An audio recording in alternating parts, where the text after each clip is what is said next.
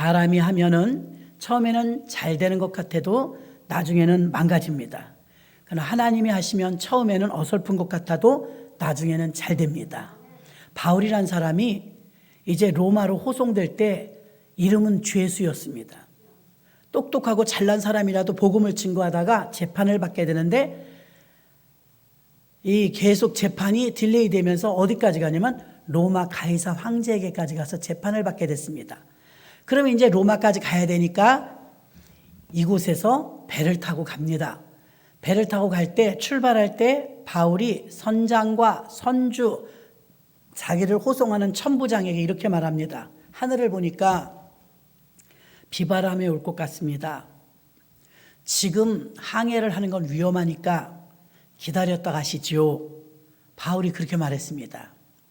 그러니까 죄수를 인도해야 될 책임을 가진 천부장이 그럽시다 그런 게 아니고 선주에게 가서 물어봅니다.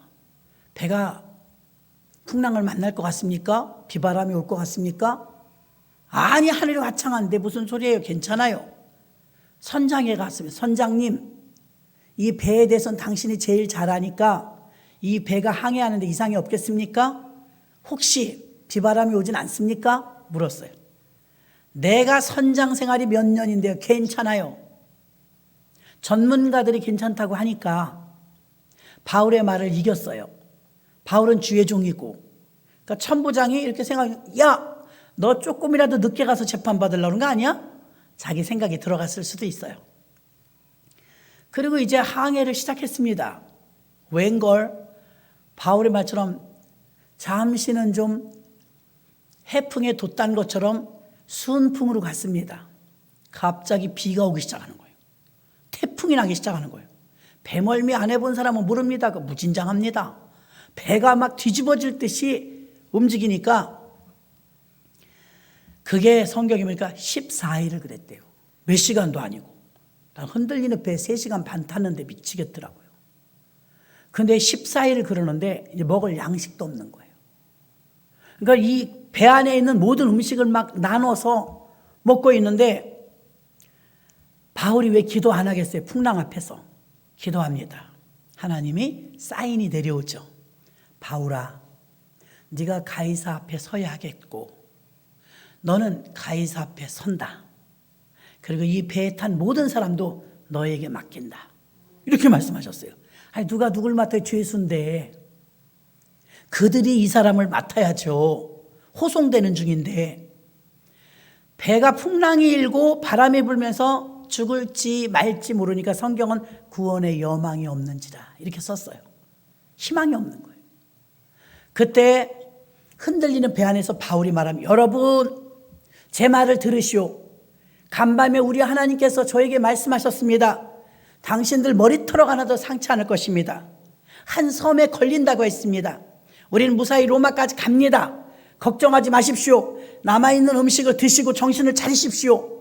이렇게 말하니까 처음에는 들은 척만 척하고 선장에게 물어보고 선주에게 물어보고 그리고 천부장이 자기가 높은 사람이니까 자기 마음대로 결단을 내렸는데 이제는 그 구원의 여망이 없는 상태에서는 누구의 말에 귀를 기울이냐면 주의 종의 말에 귀를 기울이는 거예요. 그걸 어떻게 믿소? 곧 배가 뒤집어질 것 같은데 그 말을 우리가 어떻게 믿어요? 바울이 말합니다. 나는 하나님을 믿습니다. 하나님이 그리 말씀하셨으면 하나님이 지켜주실 줄 믿습니다. 그러니까 사람들이 희망을 본 거예요. 다 안 된다는데 바울이 된다 그러니까. 그래서 뭐라 그러냐면 사람들이 다 바울에게 바울의 말을 추종하니 그 배에 탄 사람이 276명이었습니다. 276명을 목회하는 목회자가 되어서 배를 전두지휘하게 되는 것입니다. 선장이 있는데도, 배 주인인 선주가 있는데도, 높은 사람 천부장이 있는데도 모두가 바울의 말을 경청했습니다. 그리고 사람들이 길이길을 재보니까 배가 육지가 가까운 것 같소. 보이진 않지만 추를 달아보니까 이 높이가 자꾸 얕아지는 거예요. 그리고 곧 멜리데라는 섬에 걸리게 되어서 멜리데에서 심신의 쉼과 힐링을 얻고 3개월 동안 거기서 융숭한 대접을 받죠. 추장의 아버지를 고쳐줌으로 인해서. 하나님이 바울에게 가장 절망적일 때 힘을 주신 것은 말씀입니다. 바울아, 네가 가이사 앞에 서야 하겠고, 가이사는 로마 황제예요. 네가 가이사 앞에 서야 하겠고, 선다는 말은 뭐예요? 넌 로마 간다는 거잖아요. 로마. 지금 로마가 어디 있어요? 바다에서 죽게 생겼는데. 근데 환경을 바라보면 믿음 없는 사람입니다. 근데 바울의 말을 사람들이 점점 듣기 시작하는 거예요. 그다음부터 사람들이 선장의 말 안 듣습니다. 선주의 말 안 듣습니다. 천부장의 말이 아니라 바울의 말을 들은 줄 믿습니다. 바울은 사람들이 결정할 때는 아무 이상 없다고 출발했지만 결국 그들은 풍랑을 만났습니다. 그러나 하나님이 하시면 풍랑 가운데서도 위로와 안전을 주신 줄 믿습니다. 예수님이 십자가 달려 죽으시고 부활 승천하시고 성령을 보내주시고 성령을 보내주실 때까지 40일 동안 예수님은 무엇을 하셨을까? 우리가 계속 강론해 봤습니다.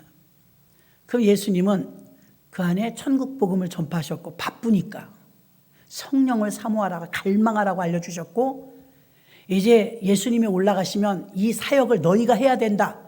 신신당부하시고 막 다른 모든 사역은 내려놓고 천국 복음과 하나님 나라의 일과 성령을 사모하라는 보혜사 성령에 대해서 집중적으로 가르치셨습니다. 그리고 성령을 받고 나서 교회가 막 세워지고 하죠. 지금 바울의 기도는요. 바울은 무엇을 놓고 타겟을 삼았느냐? 바울은 오늘 세 가지 정도를 살펴보면 바울은요. 기도하는 일에 전력하게 했는데 어떤 기도를 했나 보니까 우리가 지금 읽었죠. 2절 기도를 항상 힘쓰고. 자, 첫째는 기도에 힘쓰시기 바랍니다. 여러분들이 할 일이 아무리 많아도 기도에 먼저 힘써야 돼요. 기도하는데 힘쓰고 기도에 감사함으로 깨어있대요. 2절에 나와 있습니다. 기도를 항상 힘쓰고 기도에 감사함으로 깨어있으라. 무슨 기도를 했나 구체적으로 3절에 나옵니다. 또한 우리를 위하여 기도하되 하나님이 전도할 문을 우리에게 열어주사 그리스도의 비밀을 말하게 하시기를 구하라. 구하라. 자, 여기서 사도들은 교회를 세우기 위해서 기도했지만 바울은 전도의 문을 열어달라고 기도하라고 그랬습니다. 전도의 문을 열어달라고 기도하래요. 전도의 문이 열려졌다는 소리가 아닙니다. 전도의 문을 열어달라고 기도하래요. 아멘. 그런 기도 잘 합니까? 대부분의 우리의 기도는 자신의 문제, 부귀와 건강과 명예와 우리 집안의 문제를 위해서 기도하기는 쉬워도 전도의 문을 열어달라고 기도하는 사람은 많지 않아요. 그런데 전도의 문을 열어달라고 오늘 바울은 기도하래요. 아멘. 기도하시기 바랍니다. 바울은 감옥에 갇혀있는 상황에서 성도들에게 기도해 줄 것을 요청합니다. 지금 자기가 감옥에 있기 때문에 바울이 서신 아닙니까? 옥중서신 아닙니까? 그러면 자기를 위해서 탄원서를 쓰든지 성명서를 써서 구출작전을 펼치든지 그런 걸 부탁할 줄 알잖아요. 자기가 감옥에 있으면서 자기를 위해서 기도하라는 게 아닙니다. 전도할 문을 열어달라고 기도하라. 깨워서 기도하라. 기도하라고 적극적으로 권한 줄로 믿습니다. 이것은 바울의 신앙 안에 어떤 개념이 들어있느냐? 하나님께 전도할 문을 열어달라고 하는 이 기도 속에는요, 바울의 신앙관이 들어있는데 하나님의 절대 주권을 인정함이 들어있습니다. 아멘. 절대 주권의 인정. 여러분 아무리 수고해도 열매가 없어요. 하나님이 하셔야 돼요. 이 말이잖아요. 하나님이 하셔야 전도 열매 맺어요. 그 말이잖아요. 그러니까 전도할 문을 열어달라고 기도하는 건 내가 아무리 열심히 뛰고 달려도 하나님이 허락하시고 하나님이 열어줘야 그들이 열매 맺는다 이 말입니다. 하나님께서 열어주셔야 열매 맺으니까 전도할 문도 열어달라고 부흥의 문도 열어달라고 기도해야 될 줄로 믿습니다. 바울처럼 우리도 전도의 사명이 있고 우리 모두에겐 전도의 사명이 있습니다. 복음 전도를 위해서 항상 기도하고 노력해야 하는데 항상 기도하고 노력하냐면 전도하는 것에 대해서는 항상 기도하고 노력하진 않아요. 집안 식구들 중에 예수 믿지 않는 사람이 있다면 예수 믿지 않는 사람들을 위해서 그들이 예수님을 알고 예수님을 영접하게 해달라고 그 마음을 열어달라고 기도하라는 거예요. 내가 자주 만나는 사람, 직장에, 학교에, 이웃에 그들 중에 예수 믿지 않는 사람이 있다면 그들에게도 복음을 증거해야 될 줄로 믿습니다. 우리가 복음을 전도해 보면요, 마음의 문이 꽉 닫혀 있는 사람이 의외로 많습니다. 마음의 문이 꽉 닫혀서 빗장을 걸어 잠갔는데 아무리 전해도 철벽입니다. 그래서 먼저 하나님 그들의 마음을 열어주세요 하고 기도해야 될 줄로 믿습니다. 그럼 바울은 어떻게 했나 볼까요? 우리의 기도가 그들의 마음이 열리게 해달라고 기도해야 되는 이유는요, 결과를 보고 말합니다. 복음의 말씀을 들을 귀가 열리고 마음이 열려서 그들의 교회까지 나올 수 있도록 하는 것은요, 사도행전 16장 14절 봅니다. 사도행전 16장 14절에 보니까 주께서 그 마음을 열어서 바울의 말을 청종케 한다고 두아디라 성의 자주장사로서 하나님을 공경하는 루디아라 하는 여자가 들었는데 주께서 어떻게 했대요? 그 마음을 어떻게 했대요? 열어. 여기서 누가 열었대요? 주께서 루디아의 마음을 열어 바울의 말을 청종하게 하신지라. 아멘. 바울의 말을 청종한 이유는요, 주께서 마음을 열었기 때문이에요. 그러면 이 사람의 마음의 문이 열린 것은 어떤 결과가 나왔을까요? 전도는 이처럼 복음 전파하는 것도 중요하지만 마음을 열어달라고 기도하고 출발해야 합니다. 그래서 루디아가 마음이 열려서 뒤에서 한 번 더 살펴보겠습니다. 루디아의 식구들이 구원받은 것을 알 수가 있습니다. 누가복음 23장 34절을 보면 이에 예수께서 가라사대 아버지여 저희를 사하여 주옵소서 자기 하는 것을 알지 못함이니이다 하시더라. 저희가 그의 옷을 나눠 제비 뽑을세.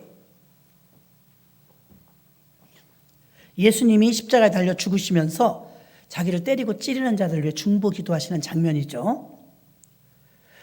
또 창세기에 보면 아브라함이 중보 기도하는 장면이 나옵니다. 소돔성이 멸망당한다고 할 때 50명, 45명, 40명, 30명, 20명, 마지막으로 한 번만 더 기도합니다. 10명만 있어도 소돔성에 멸망하지 않겠습니까? 그래, 내가 단 10명만 하나님의 백성이 있어도 그 10명 때문에 소돔성을 내가 멸망하지 않는다. 그러니까 우리가 얼마나 중요한 사람들이에요. 10명이 있으면 못 죽이신다는 거예요. 10명이 근데 불행히도 없었어요. 낙심하죠, 아브라함이. 10명이 없는 거예요. 10명이 있으면 살려줄 텐데. 우리는 우리의 생각을 버려야 돼요.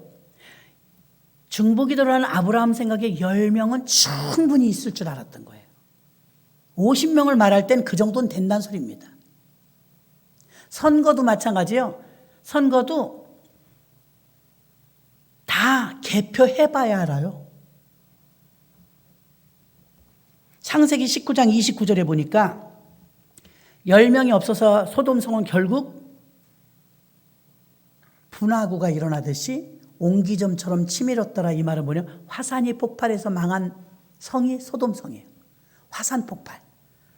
화산 폭발로 소돔성이 근거도 없이 멸망당하는데 중보기도 그렇게 간절하게 했던 아브라함의 기도가 어떻게 됐나 결과가 지금 나오죠. 여러분 다 합독하겠습니다. 시작. 하나님의 들의 성들을 멸하실 때 곧 롯에 거하는 성을 엎으실 때 아브라함을 생각하사 롯을 그 엎으시는 중에서 내어 보내셨더라. 아멘. 대단하지 않습니까? 아브라함의 중보기도 때문에 네 식구 롯의 가족이 다 구출받은 거예요. 이러니 어찌 기도 안 합니까? 기도해야 살 수 있다는 것입니다. 하나님은 지금도 살려낼 사람들이 많기 때문에 저는 가끔 그런 걸 느껴요. 하나님이 아무개를 위해서 얼른 기도해 주기를 원하시는 것 같아요. 해 주기를. 하나님이 응답하시려고 그러는데 기도가 안 올라오네. 그러면 이제 깨어있는 자, 기도하는 자에게 뚜뚜쭈쭈 알려주셔요. 누구누구 위해서 기도하라는 감동이 올 때가 있어요.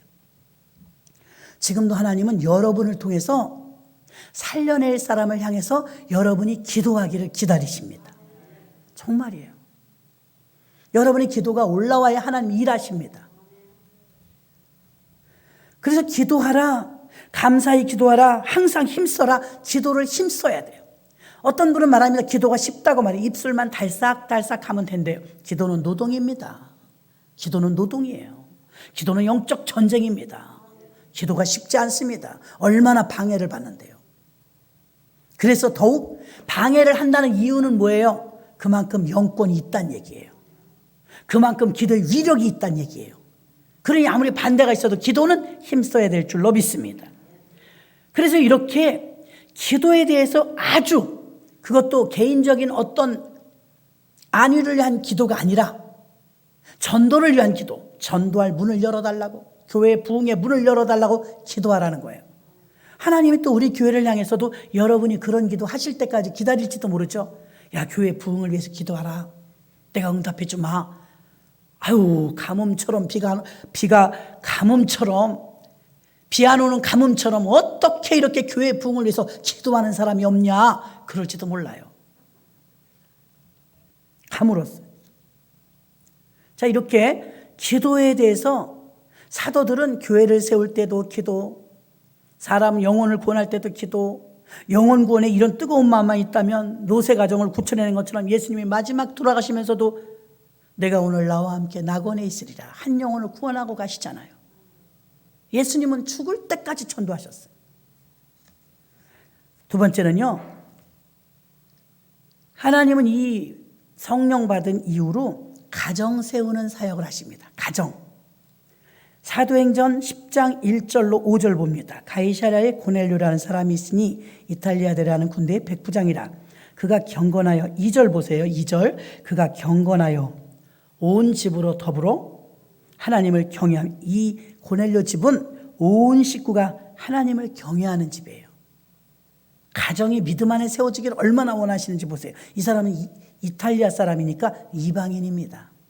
그런데 그가 경건하여 온 집으로 더불어 하나님을 경외하며 하는 일은 또 보십시오. 백성을 많이 구제하고 하나님께 항상 기도하더니, 기도와 구제가 봐요. 3절. 하루는 제 9시쯤 되어 환상 중에 밝히 보매 하나님의 사자가 들어와 가로되 고넬료야 하니. 4절. 고넬료가 주목하여 보고 두려워 가로되 주여 무슨 일이니까. 천사가 가로되 내 기도와, 여러분 잘 보세요. 여러분의 기도가, 여러분의 구제가 하나님 앞에 상달하여 기억하신 바가 되었으니. 누가 4층에다가 상추랑 마늘종이랑 이렇게 갖다 놨더라고요. 몰라, 누가 갖다 놨나. 여러분 걱정하지 마세요. 상달되니까.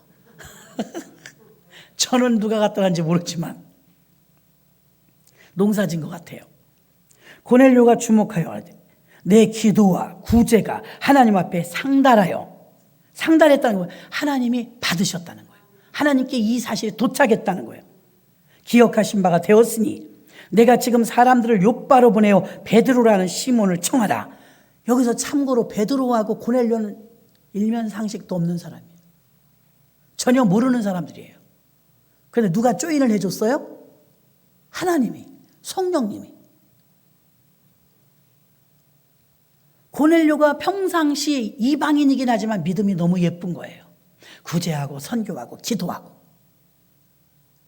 이걸 늘 한 거예요. 하나님에게 상달되니까 이쁜 거라. 아, 내 사랑하는 고넬료를 복을 주고 싶은데 그 지역엔 성령이 아직 도착을 안 했어. 그 성령 받은 자 중에서 120명 있잖아요. 그 중에 탑. 여러분 기도하고 은밀한 가운데 해도요, 하나님이 탑을 본 탑. 그 시대 최고는 수제자 베드로 아닙니까? 베드로를 보내시는 거, 베드로를. 아는 사람도 아닌데. 그리고 베드로가 고넬료의 집에 가서 말씀 전하고 안수하니 온 집안이 방언받고 성령받고 세례받았습니다. 집안이 구원받았어요. 이방인이었지만 집안이. 대단한 겁니다. 하나님은 고넬료에게 천사를 보내서 말씀하셨고 베드로를 또 보내서 말씀을 듣게 하셨고 그와 그 온 집안이 예수를 구주로 영접하고 은혜를 입게 하신 줄 믿습니다. 고넬료의 가정에 이방인으로선 첫 성령을 받은 거예요. 첫 성령. 그 다음에 아까 거론했던 루디아를 볼까요? 루디아. 사도행전 16장 14절로 15절. 하나님이 얼마나 여러분 가정을 사랑하신지 보십시오. 두아디라 성의 자주장사로서 하나님을 공경하는 루디아라는 여자가 들었는데 주께서 그 마음을 열어. 자, 마음을 열어. 바울이 설교할 때 마음을 열었대요. 말씀으로 은혜 받는 게 진짜입니다. 누가 말해줘서 들은 게 아니고요. 말씀을 들으면서 은혜 받는 게 진짜입니다. 여러분이 변화될 때도 마찬가지예요. 새로운 각오를 하고 결단을 하고 교회를 위해서 주의 영광을 위해서 헌금하고 헌신하고 봉사하고 헌신할 때 내가 막 결심을 하고 공부해 갖고 하는 게 아니라 하나님이 감화와 감동으로 여러분에게 말씀 듣는 중에 결단해야 돼요. 내가 그걸 해야 되겠다. 이런 감동들은 말씀 듣는 중에 오는 것입니다. 그런데 그 마음을 누가 열었대요? 하나님이 주께서 누디아의 마음을 확 열어서 마침 바울의 설교를 처음 듣는 거예요. 첫 설교에 깨진 거예요. 마음이 확 열려서. 화끈합니다. 뭐라 그랬습니까? 자기 집이 자주장사라는 것은 옷감 물들이는 염색 공장이에요. 옷감 물들이는 염색 공장 여사장이에요. 근데 유럽에 가갖고 지금 첫 교회가 어디가 됐냐면 자주장사 빌립보 지역에 빌립보 교회가 세워지는데 성경에 보면 지역이 그냥 교회 이름이에요. 로마에 가서 세우면 로마 교회, 빌립보에 가서 세우면 빌립보 교회. 한 지역에 교회가 하나 있었어요. 에베소에 가서 세우면 에베소 교회, 데살로니가 가서 세우면 데살로니가 교회. 근데 오늘날은 노년교회가 많죠. 교회가 많으니까 똑같은 이름을 못 줘요. 그냥 제일 보편적인 게 좋습니다. 특이한 이름. 제가 어제도 공부하시는 분들한테 물어봤어요. 이 동네에서 히라카 교회 보신 분이니까 다 몰라. 보신 분, 히라카 교회. 그 교회도 대토 받아갖고 지은 교회입니다. 히라카 교회. 저기 힘난다 햄버거 바로 뒤에 있어요. 이름이 어려워. 근데 어려울 거 없어요. 기쁨이란 소리. 희락. 9가지 열매 중에 희락. 그렇게 어려워. 희락까지. 그러니까 무슨 일본 말인가 이래요. 교회 이름이 좀 쉬워야 편해요. 보편적인 게 좋아요. 너무 튀려고 그러는 것도 안 좋아요. 교회 이름뿐이 아니에요. 모든 게. 하나님 교회에서 제일 요렇게 할 거야 저렇게 다 같이 하는 게 제일 좋습니다. 다 같이 하는 게. 그 루디아는 보십시오. 15절 보면 저와 그 집이, 여기 중요합니다. 15절에 저와 그 집이, 이건 자기네 집이잖아요. 혼자가 아니에요.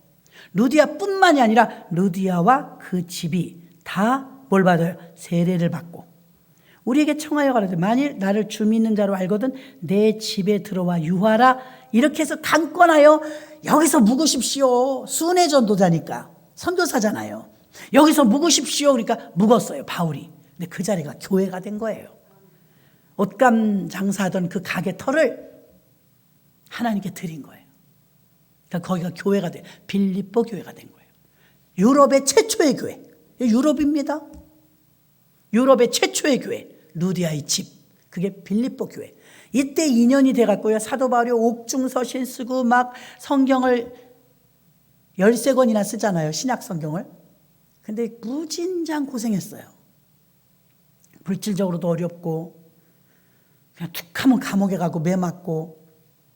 그때 옥에 있을 때 선교 후원을 누가 했느냐? 빌립보 교회가 합니다. 이때 맺어진 이 관계가 정말 끝까지 갑니다. 바울에게 있어서 잊지 못할 빌립보 너무 고마워하죠. 빌립보 교회도 너무 고마워하는 거예요. 우리에게 생명을 일깨워줬다고. 좋은 관계가 맺어졌습니다. 그러니 자주장사 루디아의 가정도 아까 15절 말씀 저와 그 집이 다 세례를 받고 바울이 그렇게 기도하고 바울이 그렇게 인도할 때 어떻게 되느냐? 가정들이 구원받더라 이 말입니다. 가정. 한 집만 더 볼게요. 사도행전 16장 30절로 34절.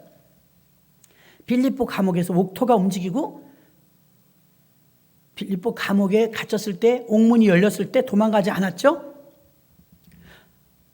그때 당시는요. 죄수를 잃어버리면 간수가 사형이래요.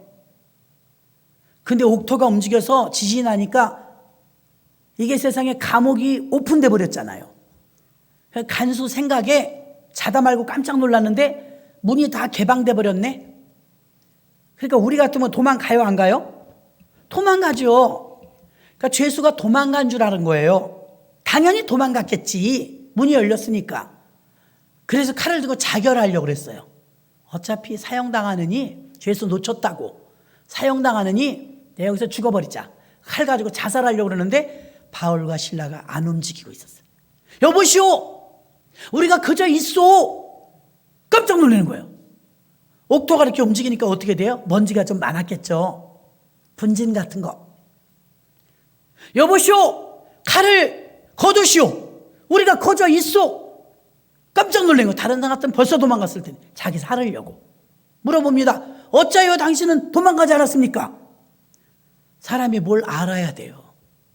모르면 도망갔을 텐데 로마인이었던 로마법을 잘 아는 사도 바울은 자기가 자기 생명에서 도망가면 저 간수가 죽는다는 걸 알아요. 그래도 이기주의라면 도망갔겠죠. 근데 간수가 죽는 걸 뻔히 알면서 도망갈 수가 없었어요. 간수가 깨어나길 기다렸죠. 근데 간수는 그것도 모르고 다 도망갈 줄 알고 죽으려고 자살하려고 그랬어요. 그때 바울이 여보시오, 칼을 거두시오. 우리가 여기 그대로 있어. 왜 죽으려고 하는지 아니까 깜짝 놀란 거예요. 당신들이 어째 나가지 않았습니까? 우리는 죄를 지은 적이 없어. 우리는 석방될 때까지 기다릴 거예요. 잘못이 없으니 풀려나지 않겠습니까? 그 밤에 자기 집으로 모시고 갔어. 다 상처난 거 씻겨주고. 자, 읽어보겠습니다. 사도행전 16장 30절로 34절. 합독합니다. 시작. 저희를 데리고 나가 가로되 선생들아 내가 어떻게 하여야 구원을 얻으리까 하거늘 가로되 주 예수를 믿으라 그리하면 너와 내 집이 구원을 얻으리라 하고 주의 말씀 그 사람과 그 집에, 여기 중요합니다. 32절 봐요. 주의 말씀을 그 사람과, 간수죠. 그 사람 간수와 그 집에 있는 모든 사람에게 전하더라. 식구들입니다. 밤 그 시에 간수가 저희를 데려다가 그 맞은 자리를 씻기고, 여기 또 나옵니다. 자기와 그 권속이 다 세례를 받은 후, 바울과 실라에게 세례받은 거예요. 저희를 데리고 자기 집에 올라가서 음식을 차려주고 저와 온 집이 하나님을 믿었으므로 크게 기뻐하니라. 아멘. 그러면 바울이 감옥에 가게 된 이유가 뭐였냐면 간수의 집안을 구원하기 위한 하나님의 계획이 있었다는 것입니다. 다음날 석방됐어요. 무죄. 구류만 살고 석방됐는데 하마터면 간수 집안이 어려움을 겪을 뻔했잖아요. 다음날 구류에서 풀려납니다. 바울이 맞았잖아요. 별 큰 죄도 아닌데 통기문란했다고 잡혀왔으니 우린 지금 도망갈 필요 없습니다. 우리는 곧 풀릴 것입니다. 그 사람의 생명을 살린 거 아닙니까? 인간적으로 일단 고맙고 호감이 갔어요. 야, 이런 사람들이 다 있냐? 내가 여태 간수 생활 평생 했지만 자기의 유익을 위해서 다 사는데 어째요 나를 생각해서 도망가지 않았던 거? 보통 사람이 아니다. 여보시오, 당신들이 믿는 그 예수 어떻게 해야 나도 구원받소? 물어봤더니 주 예수를 믿으라. 그리하면 너와 내 집이 구원을 얻으리라. 멋지잖아요, 여러분. 얼마나 멋져. 치사하지 않고. 그래서 간수집을 다 구원한 줄로 믿습니다. 그러니 빌립보에 가서 처음에 갈 때는 갈등이 많았어요. 성령이 막으시고 예수의 영이 막으시고 환상에 마게도냐에서 오라고 그러고 그래서 간 거 아닙니까? 갔더니 루디아의 일행, 빌립보 간수, 빌립보 교회가 세워지는 엄청난 역사, 유럽의 첫 교회가 세워지고 가정 단위로 구원시키는 역사가 일어난 줄로 믿습니다. 이렇게 바울은 가정들이 구원받는데 이 뒤에 보면 구원시켜주는 그들에 대해서 이 바울은 하나님의 무진장 큰 사랑을 느낍니다. 야, 하나님이 얼마나 사랑하시면 저 가정을 구원하셨을까? 저 가정을 구원하셨을까? 너무 귀하게 보는 거예요. 이것이 얼마나 큰 은혜인지 여러분들 중에서 그게 은혜인지 모를 때는 몰라요. 근데 은혜인지 알 때는 온 가족이 교회 나온다는 게 얼마나 큰 은혜인지 뼈저리게 느낍니다. 아직 그 자리에 가지 못한 분은요, 그게 얼마나 부러운지 몰라요. 처음 교회 오시는 분들은요, 성가대석에는 젊은이들 보면 다 부러워해요. 아유, 우리 아이는 언제 저기 앉나. 성가대 앉아있는 걸 보면서 얼마나 부러워하는데 정작 앉아있는 사람들이요, 부러워하는지 몰라요. 정말 귀한 자리거든요. 얼마나 부러워하는지 몰라요. 아, 우리 애들도 저기 앉았으면 좋겠다. 이런 생각들을 굉장히 많이 하시거든요. 그러니까 지금 고넬료의 집안, 루디아의 집안, 그리고 간수의 집안, 이 집안 단위로 구원하는 걸 보면서 하나님이 그 가정들을 얼마나 사랑하셨는지를 바울이 뼈저리게 느끼는 거예요. 바울은 독신입니다. 바울은 혼자 살아요. 결혼도 안 했어요. 싱글이에요, 싱글. 근데 싱글인데도 어떻게 가정 단위로 구원시키는 걸 이렇게 앞장섰나 몰라요. 온 가족들이 구원받는 걸 지켜보지 않습니까? 그러기 위해서 내 노력과 희생과 사랑과 기도가 얼마나 많이 필요한지 모릅니다. 힘쓰고 애쓰고 고민할 때, 마음의 문을 열어달라고 고민할 때, 아직 구원받지 못한 가족들을 위해서 기도할 때 기도가 있어야 응답이 됩니다. 아유, 기도 많이 했어요. 예, 많이 하셨죠. 많이 한 게 중요한 게 아니고요, 응답 받을 때까지 해야 합니다. 응답 받을 때까지. 그래서 사도들은 복음을 전할 때 형편 따라 전하거나 사정 따라 변하거나 사람 분위기 따라 전하지 않았습니다.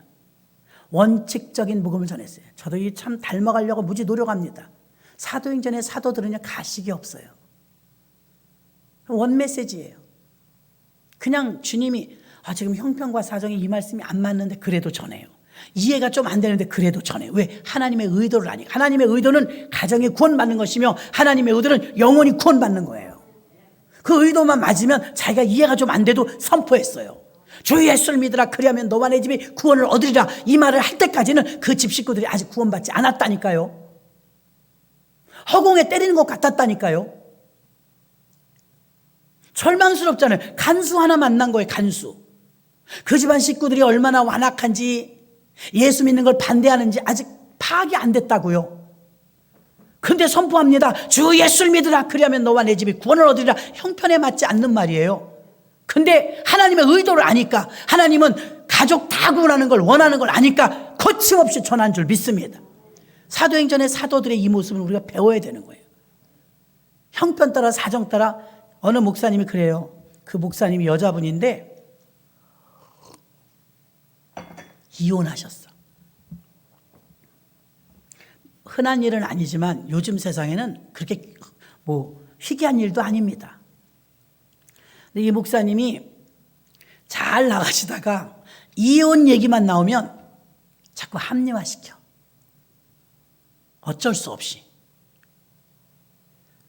설교를 하다 보면 별 얘기 다 나오잖아요. 성경 말씀 본문에 따라서. 그럼 그럴 때 거침없이 그대로 전해야 되거든요. 이게 어려운가 봐요.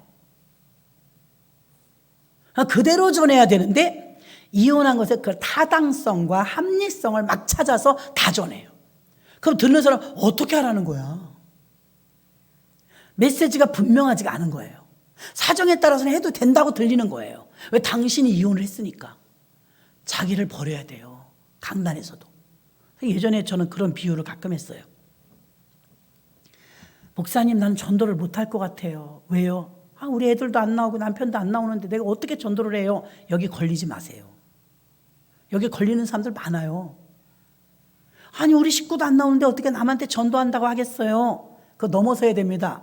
그러면 이렇게 생각하면 돼요. 요즘엔 안 그러지만, 여러분, 요즘에도 방문 판매는 화장품이나 이런 건 방문 판매하지만 예전에는요, 가전제품도 방문 판매했었어요. 그쵸? 금성, 삼성 이런 식으로. 대한전선. 그러면 이제 팜프렛을 가지고 와서 이 냉장고로 말씀할 것 같으면, 이 세탁기로 말씀할 것 같으면 막 침을 튀겨가며 설명합니다. 냉장고 바꾸라고, 세탁기 바꾸라고. 그럼 가전제품을 설명하면 열심히 봐요. 근데 여러분, 가전제품을 요즘엔 그렇게 안 사요. 마트에 가 사요. 근데 예전엔 그렇게 샀거든요. 가가오 방문하면. 그럼 그거를 점검할 때 팜프렛을 보고 그 기업을 보고 회사 제품의 그 품평을 보고 결정을 해야지. 딱 냉장고, 테레비, 세탁기보다 그 판매하는 사람, 당신 월세 살지? 당신 병 들었지? 당신 텔레비나 있어? 그런 사람 있어요, 여러분? 없어요. 무슨 상관이야? 이 사람이 월세를 살든 텔레비가 있든 없든 가전제품 남의 걸 쓰든 이 사람이 좀 죄를 지었든 뭐가 중요해? 제품이 중요해요. 제품. 여러분, 우리 완전한 자가 없어요. 예수는 정확해요. 예수는 분명해요. 예수는 하자가 없어요. 그 완벽한 분을 판매하는데 뭐가 두려워요? 아멘? 내 환경에 왜 내 것을 갖다 집어넣어요? 이 외판원의 삶하고는 이 제품하고는 아무 관계가 없어요. 그래서 저는 그렇게 많이 비유를 했어요. 여러분, 삼성 제품을 사든 요새 GS에 뭐예요? 금성 제품을 사든 그 제품이 좋아야지 이 사람이 어디서 사는지 학벌이 뭔지 이게 무슨 상관이냐. 근데 우리는 그걸 하고 있는 거예요. 지금 냉장고 팔러 와서 세탁기 있잖아요. 내가 월세를 살고 싶어서 사는 게 아니에요. 돈을 다 까먹었지 뭐예요. 그런 설명 필요 없다니까요. 있잖아요. 내가 초등학교밖에 못 나왔어요. 내가 못 배우고 싶어서 못 배운 게 아니고요. 집이 가난해서 그래. 그런 말 필요 없어요. 자, 사도들의 메시지가 왜 위대하냐면요. 그대로 전합니다. 복음을 그대로 전하는 거예요. 너나 잘해. 그럴지도 모르잖아요. 그런데 우린 여기에 다 걸려요. 그 목사님은 자신이 이혼을 했으니까 이혼한 걸 설교할 때는 꼭 합리화를 시키는 거예요. 아닌 건 아니다. 그런 건 그렇다. 정확하게 전하면 돼요. 근데 거기서 꼭 잘 나가다 걸려. 왜? 자기 문제니까. 복음하고 자기 문제 섞어버리면 안 됩니다. 힘 없어져요. 힘이 없어져. 그러니까 여러분이 나는 뭐 부자도 아니고 나는 뭐 오래 다니지도 않았고 나는 행실도 뭐 그렇게 완벽하지 못한데 내가 어떻게 전도를 하겠어. 물론 완전하게 더 좋지만 여러분이 불완전해도 예수는 완전하다 이 말입니다. 예수를 전하는 데는 주저할 필요가 없다는 거예요. 사람들이 당신 뭐 예수 믿으면서 그래? 예, 저도 지금 노력하는 중이에요. 그러나 우리 예수님만큼은 완벽하십니다. 나를 보고 믿으라는 게 아닙니다. 우리 예수님을 보고 믿으라는 겁니다. 여러분이 빠져야 돼요. 여러분이 내려놔야 돼요. 너무나 중요합니다. 그래서 이 바울도 그렇고 사도들의 메시지를 들어보면 너무 정확한 원칙적인 복음에서 벗어나질 않아요. 합리화시키지 않아요. 형편사정 구질구질하게 집어넣지 않아요. 그냥 하나님의 의도대로 전하는 거예요. 그러면 여러분 복음 전할 때 위축될 필요가 없어요. 지금도 많은 사람들이 거기 걸려요. 내가 잘 돼야 우리 어머니 아버지를 전도하죠. 내가 잘 되지 않았는데 어떻게 말했어요? 누가 당신 전하래요? 예수 전하란 말입니다. 아직도 자기랑 예수랑 착각을 해요. 예수를 전해야 되는데 자기를 내가 있잖아 이래서 변명이 늘어납니다. 내가 가난하면 어때요? 내가 좀 병들었으면 어때요? 내가 좀 실패했으면 어때요? 우리 식구가 아직 안 나오면 어때요? 예수는 완전한데. 여기서 여러분 자유로워져야 돼요. 그 목사님도 그 이혼에 대해서 자유로워져야 돼요. 저는 부족하여 이렇게 되었지만 하나님은 그리 기뻐하지 않으십니다. 이렇게 전해야지. 옳고 그른 건 알려줘야지. 그래서 얼마나 우리가 노력하고 희생하고 얼마나 힘써야 되는지를 말해주고 있어요. 그리고 마지막 절에 6절에 봅니다. 너희 말을 항상 은혜 가운데서 소금으로 고르게 함같이 하라. 그리하면 각 사람에게 마땅히 대답할 것을 알리라. 아멘. 교회에서 여러분 인간 세상에서도 마찬가지예요. 사회에서도 마찬가지예요. 언제나 문제가 되는 건 말 때문이에요. 말을 조심하는 것이 관계를 지켜주는 힘이에요. 관계를 망치는 것 말 때문이에요. 가족은 특히 서로 약점을 잘 알아요. 예수 가족입니다. 타교인이 우리를 잘 알겠어요? 우리가 우리를 잘 알겠어요? 우리가 우리를 잘 알아요. 저도 이렇게 예쁘게 입고 나서 설교해도요, 집에 들어가면요, 잘 때는 몸빼 입어요. 몸 빼. 그러나 내복만 입어도 흉이 안 나가는 게 가정입니다. 내복만 입고 돌아다녀도 흉이 안 나가요. 가족이니까. 교회는 어때요? 인천 시내 택시기사가 큰 교회 다 알아. 거기에 목사는 어떻고. 여러분 나가서 교회 얘기, 목사님 얘기 칭찬만 하세요. 제발. 택시기사 교회 안 다니는데 인천 4,000교회 중에서 굵직굵직한 큰 교회 소식을 안 다니는 그가 너무 잘 알아. 아이고 주여. 여러분도 모르는 사이에 벌써 말이 다 나가. 귀신도 몰라요. 말 안 하면. 그래서 사람이 다 알아. 그러면서 자기가 반말은 쥐가 듣고 반말은 새가 들어. 새하고 쥐만 빼고 다 알아. 말을 조심하는 게 인간관계를 지켜주는 힘입니다. 가족은 서로의 약점과 허물이 있음에도 불구하고 흉이 안 나요. 덮어주니까. 남편도 아내도 남편을 자꾸 덮어주세요. 한쪽에서 착하니까 가만히 있는 거지 좋아서 가만히 있는 건 아니에요. 누가 막 까발리는데 좋아하겠어요. 수치스럽지. 덮어줘야 돼요. 가족은요, 서로의 허물을 서로 이해하고 용납해주고 보완해줘야 될 줄로 믿습니다. 보완. 서로를 헐뜯고 남에게 허물을 들춰주는 그런 집은 온전하게 세워질 수가 없어요. 험담을 하면 그 한마디가 관계에 있는 못을 빼버려요. 주절해 그냥. 동방박사 아시죠? 동방박사는 착했대요. 동방박사 믿음도 좋았대요. 입조심을 안 했어요.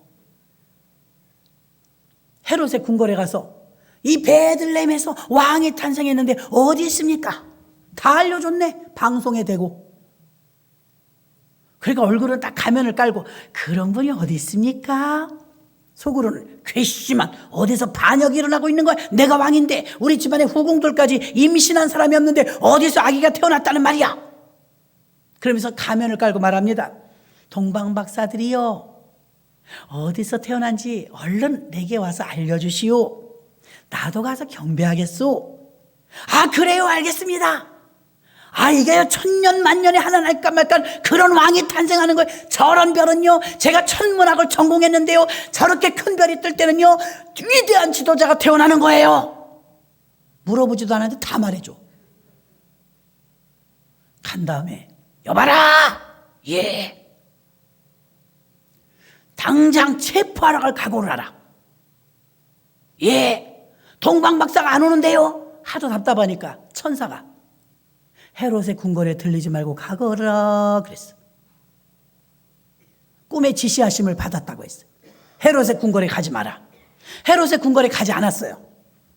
그러니까 이제 헤롯이 기다리다 화가 났죠. 여봐라. 예. 베들레헴 인근 사방 몇 킬로까지 2살 이하의 갓난아이 남자아이는 다 죽여라. 그때 2만 명 죽었어요. 애기들 2만 명. 누구 때문에? 동방박사 말 한마디. 어쩌자고 그 수천 킬로를 하나님만 보고 별만 보고 오다 왜 사람한테 물어봐. 사람한테. 여태까지 별이 인도해 줬지 사람이 인도해 줬어요? 잘 나가다 이러면 아유 아들이 그래서 딸이 그래서 그러지 마세요. 아들 따라가다 딸 따라가다 아들 말 듣고 딸 말 듣다가 제대로 간 사람 나 하나도 못 봤어요.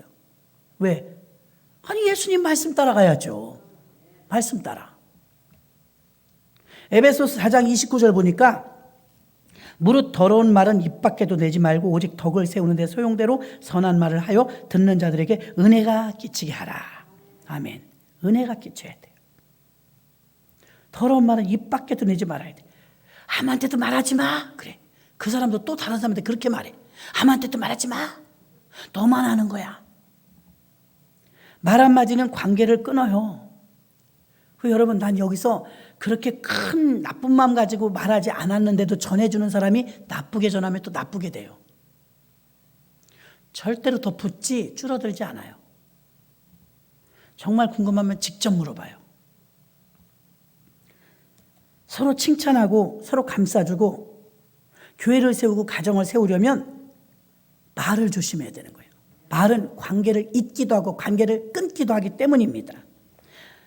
더 놀라운 사실은 자기들이 말하는데 부메랑이 되어 돌아온다는 걸 부메랑 모르세요? 부메랑 신기해요. 휙 던지면 걔가 다시 와.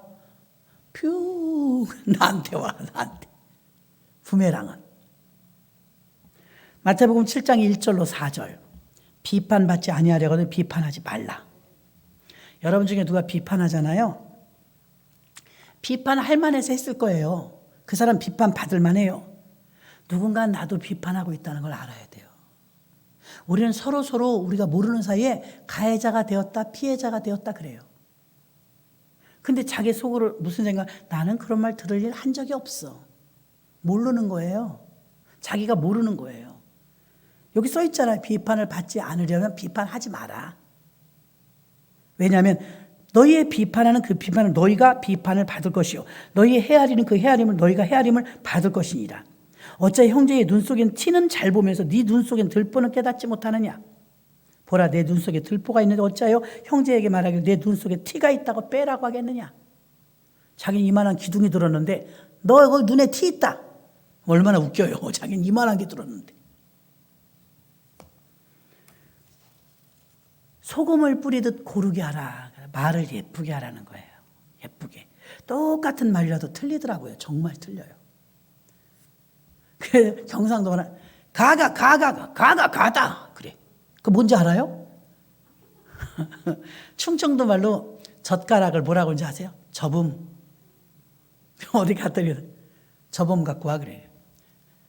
저범이 뭐지? 저범이 젓가락입니다. 경상도면 거시기 다 알아들어. 희한해요. 있잖아 그 거시기. 예, 알았어요. 옆에 사람이 거시기 하면 거시기요. 갸다. 갸구나. 다 같은 말인데 다 틀린 말이에요. 억양에 따라서 분위기에 따라서 똑같은 말이라도 달라질 수가 있는 거예요. 막 청문회장에서도 그러더만 이모실까 이모가 그랬대. 난 코미디 하는 줄 알았어요. 이모씨. 저는 김모씨. 이 씨는 이모씨. 교회를 세우는 삶을 또 평생을 걸어서 바울은 세 번째 마지막 교회를 세우는 일에 사력을 다했죠. 1세기 때 교회 세우는 사람 바울이었습니다. 지금 우리는 21세기에 삽니다. 그러니까 1세기부터 21세까지 그 교회가 그대로 인식돼서 오기 쉽지 않죠. 순전한 복음을 전하는 게 힘듭니다. 진정한 목회는 교회가 가르칠 것을 가르치고 교인들이 배울 것을 배우며 교회 30년, 40년 다녔는데 정말 현주소를 보면 한계 납니다. 장로, 권사, 믿음들 보면 얼마나 부실한지 몰라요. 정말 심각합니다. 성경 몰라요. 본인들이 알 거 아니에요. 우리는 그래도 귀는 커져가지고요. 다 걸러내고 여러분들 영적 수준은 높아요. 높은 반면에 여러분들이 1대1로 여러분들이 시험 본다 생각하면 굉장히 부실해요. 신학생들한테 주기도문 써보니까 다 못 써. 사도신경을 써보니까 한 군데라도 틀리지 완벽한 사람이 거의 없어요. 자기들이 굉장히 다 아는 줄 알아요. 모태신앙들도 엄청 웃겨요. 저도요, 모태신앙은 이게 맹점이 뭐냐면 새신자 교육을 못 받네. 전 받아본 적이 없어요. 새신자 교육 시키기만 했지. 새신자 교육을 모태신앙들은 못 받습니다. 왜? 태어나자마자 교회 다녀갖고 새신자인 적이 없어요. 그죠? 새신자인 적이 없어요. 그래갖고 새신자 교육을 패스. 그래서 통과했다고 아는 줄 알죠? 몰라요. 아브라함, 이삭, 야곱, 구약성경, 신약성경 어디가 어디 몰라요. 모태신앙자들 굉장히 무식합니다. 많이. 저도 그랬어요. 저도. 맹점이에요 그게. 알겠지 뭐. 알으려니 합니다. 몰라요. 시험 봐보면 몰라요. 굉장히 부실하다는 것만 알아야 돼요. 한국교회 재직들이 너무 부실하다는 거. 말씀만 다 하면 장땡이냐? 말씀을 알아야 그래도 기도하다 깨달아요. 알아야 그게 떠올라요. 우리 이제 제자 양육반 2달 끝났거든요. 8주를 하는데 첫 주부터 다 외울 때까지 창세기, 출애굽기, 레위기, 민수기, 신명기, 그거 굉장히 헷갈립니다. 계속 불러요. 이제 잘 불러. 12제자 노래도 이제 잘 불러. 그들하고 여러분하고 다 같이 시키면 여러분은 이제 이럴걸? 근데 그들은 이제 불러. 훈련의 결과예요. 8주간 배웠어요. 8주. 계속 시켰더니 하는 거예요. 1세기 때 세워진 교회가 21세까지 순전한 복음으로 계속 이어나가야 되는데 순전한 복음이 잘 되지 못할 때가 있어요.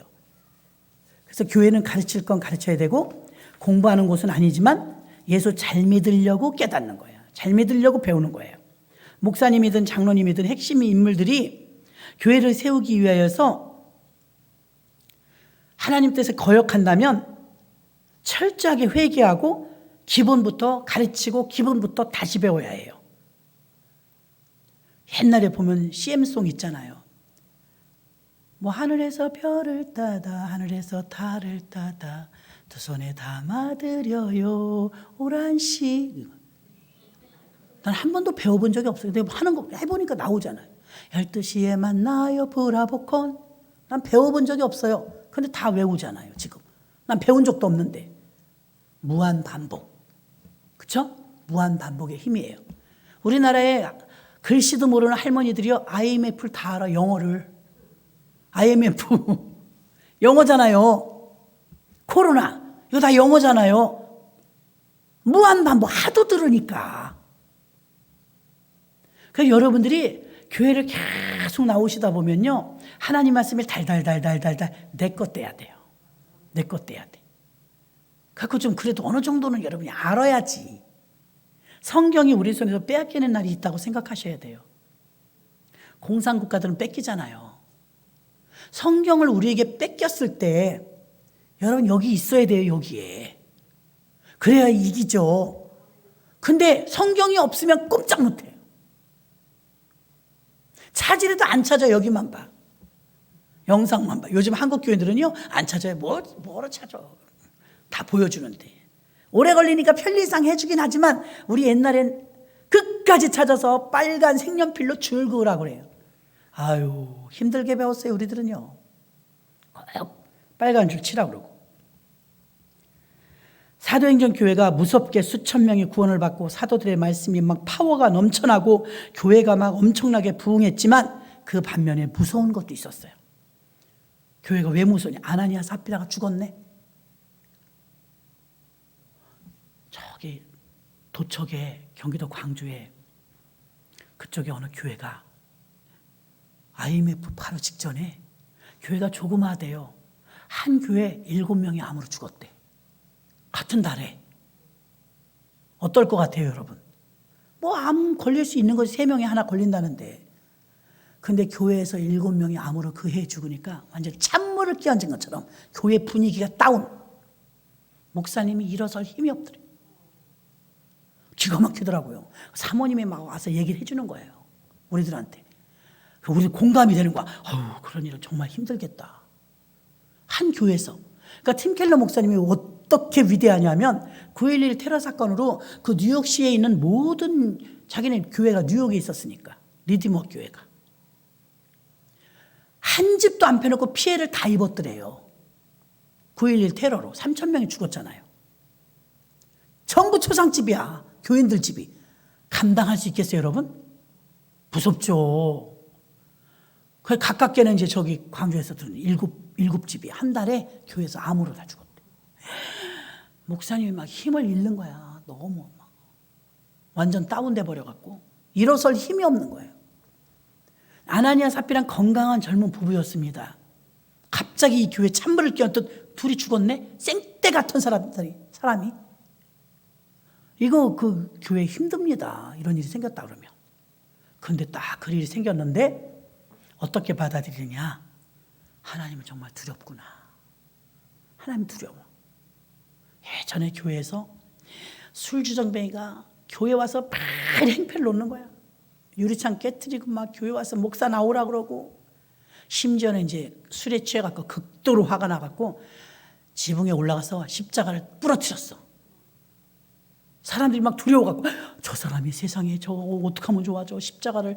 교회는 조그만 교회지만 교회 지붕에 올라가서 십자가를 부러뜨리는 그런 사람은 별로 없잖아요. 근데 그 사람이 며칠 있다가 동암역에, 십정동 동암역에 이렇게 건널목이 있어요.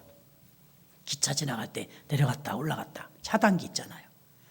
거기서 허리가 부러져 죽었어. 사고 나서. 그 사람이 죽었을지 교회는 몰랐죠. 그 옛날에 있었던 일입니다. 근데 그 사람이 딱 허리가 부러져서 죽었다고 소문이 동네 쫙 나니까 그 다음부터는요, 교회를 무서워해. 교회 건들면 벌 받아. 그 십자가 부러뜨려 그 사람 허리 부러져 죽었대. 그 다음부터는 교회를 막 무서워하더래. 근데 여러분, 적당히 교회에 대한 두려움이 있어야 돼요. 죄를 만판 짓고 막 교회 와서 땡깡을 그래도 아무 일이 없고 막 그냥 승승장구하니까 무서운 줄을 몰라요. 근데 아나니아 삽비라 사건이 찬물을 끼얹듯이 교회에 두려움을 가져온 거예요. 야, 거짓말하면 안 되겠네. 하나님께 속이면 헌금 훔쳐가면 안 되겠네. 막 이런 마음이 생긴 거예요. 아나니아 삽비라 사건을 통해서. 왜 오늘날 기독교의 위력과 원색적인 힘이 없을까요? 기독교는, 십자가 없는 기독교는 위험합니다. 고난을 이기십시오. 환난을 만나도 견디십시오. 이렇게 말 못해요. 포기하세요. 없었던 걸로 생각하세요. 자꾸 피하게만 해. 피하게. 그러니까 어떻게 돼요? 십자가 없는 기독교인이 넘쳐나는 거예요. 십자가 없는 기독교인이 무슨 힘이 있어요? 십자가 없이 어찌 부활을 맛볼 수 있어요? 교회의 본질을 가르쳐야 하는데, 교회도 많고 목사도 많고 성도도 많지만 점점 성도님들의 믿음은 약화되고 있어요. 십자가 없는 복음을 가르치고 십자가 없는 복음 속에 살고 있기 때문이죠. 교회는 점점 말씀 중심, 하나님 중심이 아니라 사람 중심으로 기울어가면서 책임과 의무가 무시되어지고 할 일은 안 하려고 그러고 보상과 혜택만 받으려고 합니다.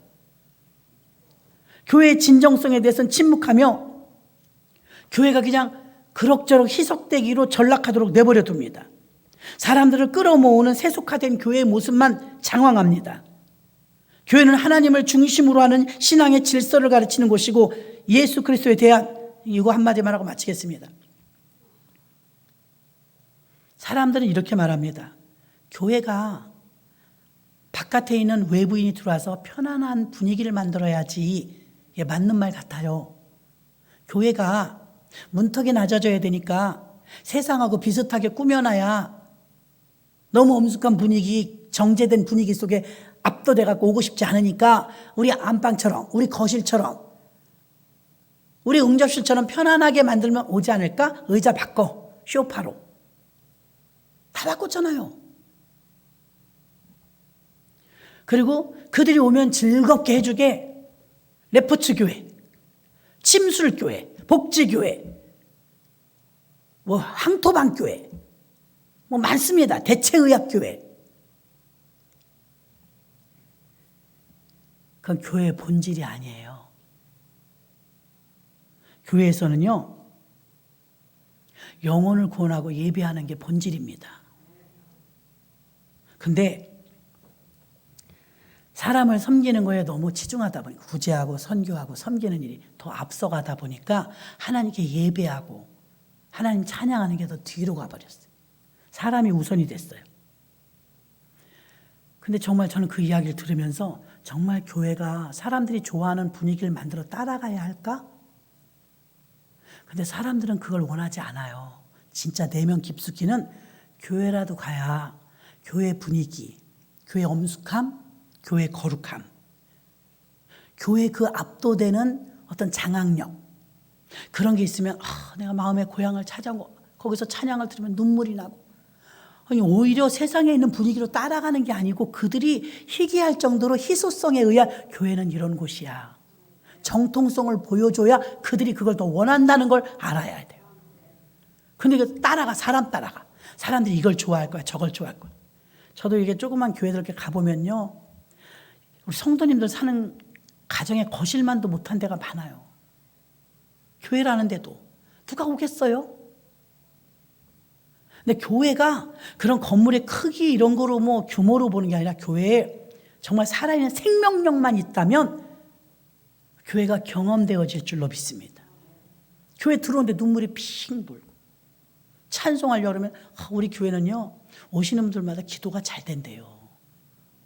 하고 예전에 이 가운을 하나 맞췄는데 가운을 가지고 온 목사님이 가운 가지고 와서 내가 이제 만나려고 내려와 있는데 벌써 나보다 먼저 도착해가지고 여기서 울고 기도하고 있는 거예요.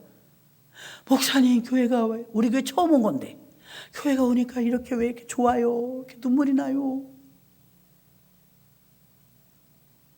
하나님이 하시는 거지 제가 뭐 접대를 했어요. 만나보기를 했어요. 자기 혼자 와서 옷 가지고 왔다가 가운 갖다 놓고 그리고 울고 있는 거예요.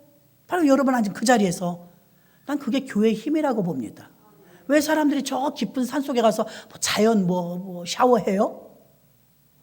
좋은 거 뭐 나온다고? 공기 좋은 데서? 교회는 교회의 힘을 잃지 않아야 힘이에요. 교회는 교회의 정통성을 유지해야 힘이에요.